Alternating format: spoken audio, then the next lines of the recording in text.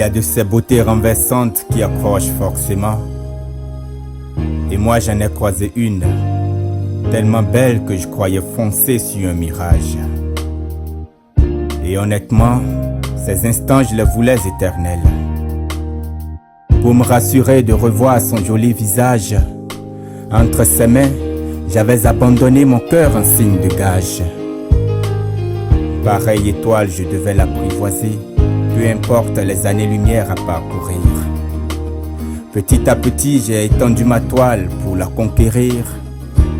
J'ai même retenu son prénom. Elle s'appelait Béatitude. Mais franchement, sous cet tendre regard, j'ai découvert un nombre incalculable d'incertitudes. J'ai commencé à me méfier de la vieille institution. Les choses se sont empirées. Je crois même que j'en ai finalement perdu la raison. Le mariage pour moi n'était plus qu'une question de sélection. On ne vit pas d'amour et d'eau fraîche. Autant jeter son encre en eau poissonneuse. Pêcher une riche héritière et naviguer très loin des eaux périlleuses. Je ne m'inquiétais plus pour ce qui m'attendait devant. Pour ma propre gouverne, je l'avais même fourré au placard, ce fameux accord des parents. Je veillais surtout à ne pas sceller mon propre sort. Si je ne la trouve pas dans l'église, j'irai la chercher dehors. D'ailleurs, le manque d'expérience vexe. Mariage ou pas, je m'étais juré de goûter au sexe. Et sans le savoir, mes principes avaient radicalement bifurqué.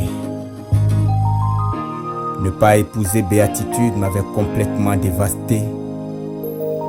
Mais je ne savais pas que moi aussi je dirais un jour que de l'échec on apprend toujours. Non, je ne savais pas qu'une rupture pouvait ainsi redresser mes rétroviseurs. Ma Bible me disait des tas de choses qui ne me reviennent que maintenant. À cette époque, je l'appelais ma conseillère et c'était très émouvant. C'était cool, c'était génial, je vous donne quelques détails. Elle me disait que ma femme vaut plus que des perles.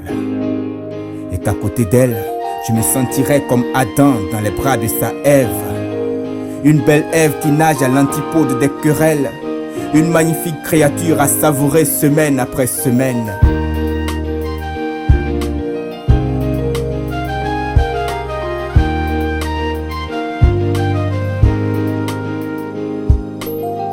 Au cours de tous ces célèbres conseils, aujourd'hui, je débusque le secret des histoires d'amour qui jamais ne crèvent.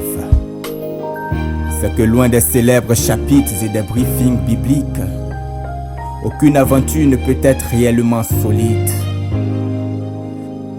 Tout ce qu'elle saura offrir, c'est juste un pseudo-bonheur jamais candide, conduisant inévitablement vers des sentiers toujours obliques.